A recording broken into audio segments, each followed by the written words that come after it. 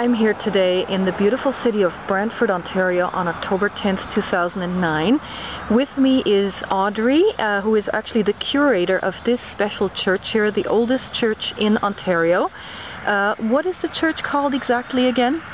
St. Paul's Anglican Church. St. Paul's Anglican Church, but also known as? The Mohawk Chapel, the Royal Chapel. Okay, the Mohawk Chapel, great. We're here in the churchyard. Unfortunately, there is no photography allowed inside, but you can see there's historic graves here dating back quite some time. A lot of the gravestones aren't even legible anymore. You were telling me there is a significant grave over in this direction. Who is interred there? Miss Susan Hardy. Susan Hardy. And what was her significance? She is Joseph Brant's sister Molly's granddaughter. Granddaughter, okay.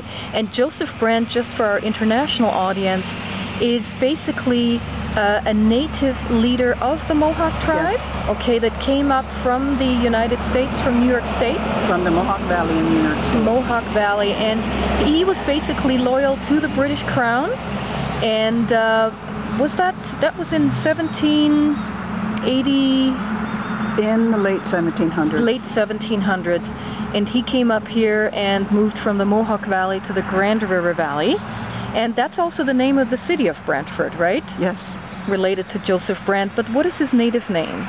Tyandanega. Tyandanega, okay. Let's move up here for a little bit. So we have an area just around here that's a Six Nations area. Would you mind telling me what the Six Nations are? What are their names? And I think they're all part of the Iroquois family, right? Yes. Okay. And they're known as Six Nations of the Grand River Territory. There's Mohawk, Seneca, Cayuga, Oneida, Onondaga, and Tuscarora. Okay, so lots of native history in this particular area, and of course active native communities today even. And this church obviously is part of this history. Now we have an interesting detail here, the bell. You were telling me it was originally cast in Britain, in London? In London, England, in 1786. 1786. Let's have a look at the bell. And you were saying that it actually went amiss some time ago. Was that recently when somebody actually took it? Within the last 10 years. Last 10 years, and it was recovered later on in the river. Yes. Thankfully it was found, and the church actually had a crack, right? The bell had a crack. Yes. And that's why it's in here now. Now we can't film inside the church, unfortunately, but if you maybe wouldn't mind describing the church a little bit to me, what does it look like? It's a white,